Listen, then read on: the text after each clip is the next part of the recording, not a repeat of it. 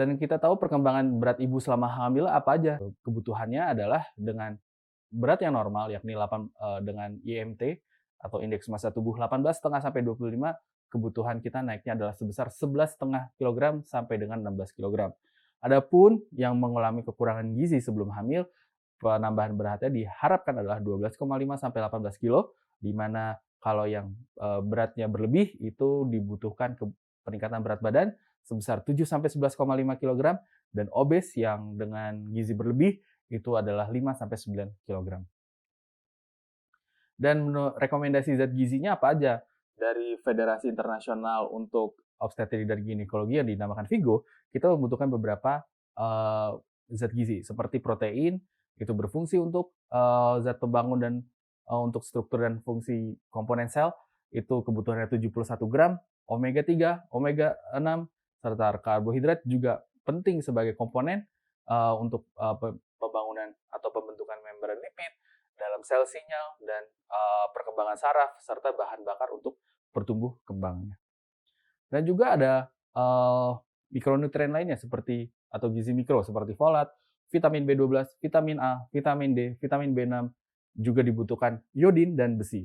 Dan itu berfungsi untuk pembentukan semua organ, seperti untuk pembentukan sel saraf, untuk pembentukan darah, pembentukan tabung saraf, pembentukan otot, serta juga untuk melihat kebutuhan penglihatan, pembentukan mata, lalu sel imun, dan juga fungsi-fungsi yang lainnya untuk tumbuh kembang janin di dalam rahim. Selain itu juga dibutuhkan kalsium, selenium, zinc, kolin, biotin, dan koper atau tembaga. Fungsinya apa? Bisa juga untuk di otot di ekstremitas, untuk perkembangan tulang, lalu juga fungsi saraf dan imunnya. Jadi semua semua kebutuhan itu diperlukan untuk tumbuh kembangnya.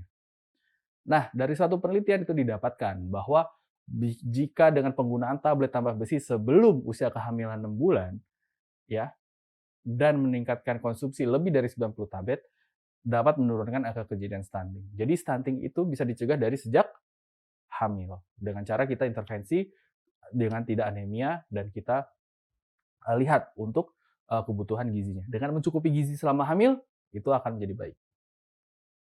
Nah, itu selama hamil. Sekarang pertanyaannya adalah pada saat prekonsepsi gimana? Atau sebelum hamil bisa nggak sih kita cegah?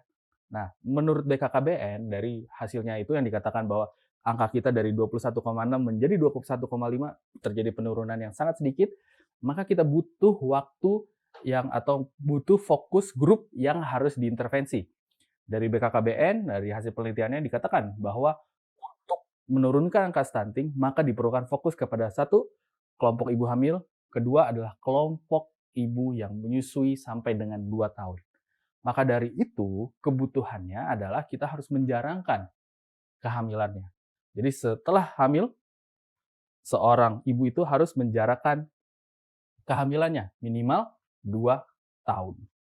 Dari sini didapatkan bahwa penggunaan kontrasepsi bagaimana.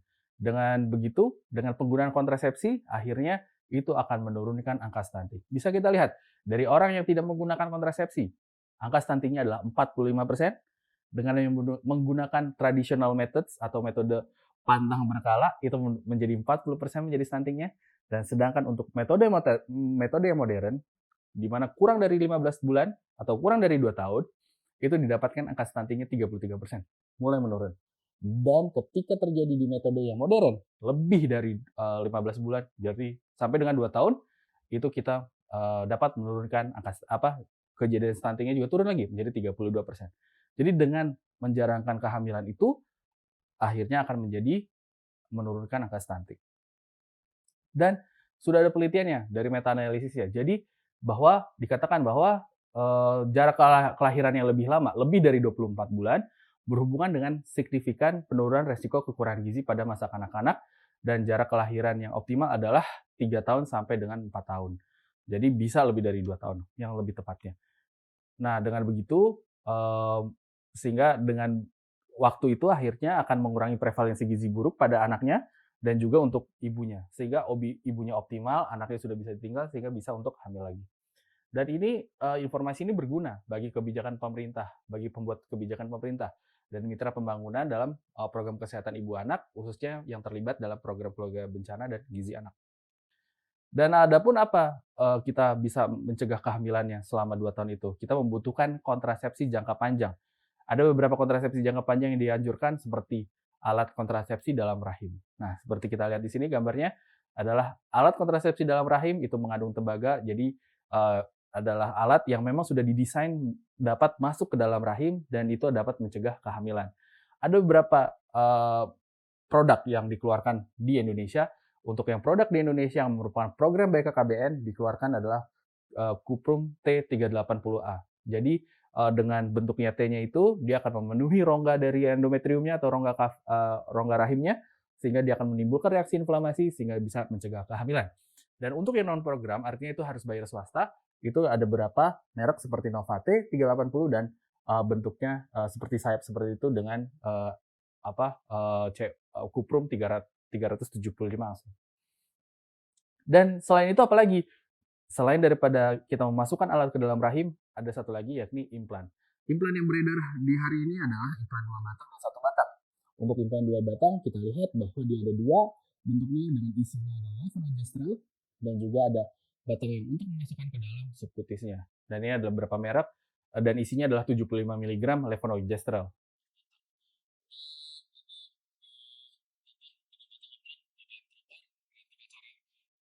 Cara seperti pendorong yang diputar, pendorong yang dipatahkan, pendorong yang diputar dan dipatahkan. Jadi ada beberapa merek. Dan terakhir adalah implan 1 batang. Jadi isinya sudah cukup banyak. Alatnya yang ini dikeluarkan oleh PT Organon. Jadi dia bisa dimasukkan ke dalam kulit langsung dengan bentuknya yang lebih elegan sehingga bisa dimasukkan dan tanpa rasa sakit dan memudahkan juga untuk pengeluarannya. Untuk implan dia bisa dipasang selama 3 tahun sampai 5 tahun sedangkan untuk AKDR dia bisa lebih cost efektif, bisa sampai dengan 10 tahun.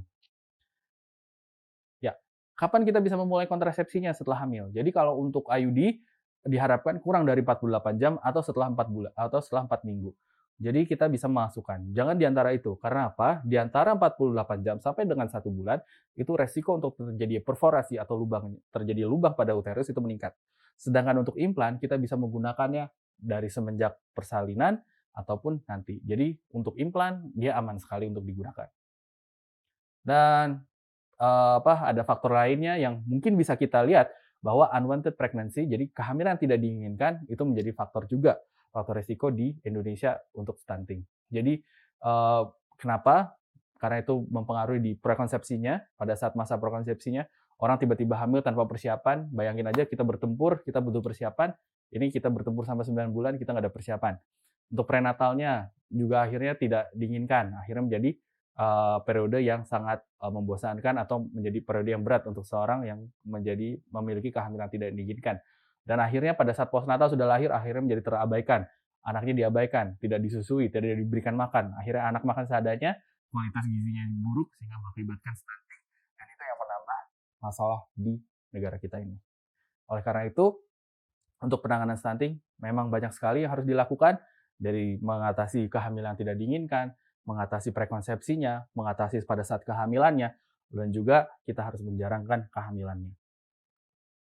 Ya, dan terakhir adalah sebelum nikah untuk orang-orang yang memang memang sadar kesehatannya. Jadi sebelum nikah dia cek dulu tuh, periksa darah, golongan darahnya, deteksi hepatitis B, tes torch kalau bisa, tes pemeriksaan HIV atau AIDS, tes gula darah dan tes urin untuk men-screening apakah ada faktor risiko untuk menjadi penyakit kronis yang akan membawa pada kehamilannya yang akan menjadi faktor risiko stunting. Maka dari itu, tes kehamilan atau cek kesehatan sebelum hamil menjadi penting sebelum menikah. Baik, mungkin itu aja yang bisa saya sampaikan. Terima kasih. Ini tim dari kami dari Divisi Kesehatan Reproduksi di RSCM.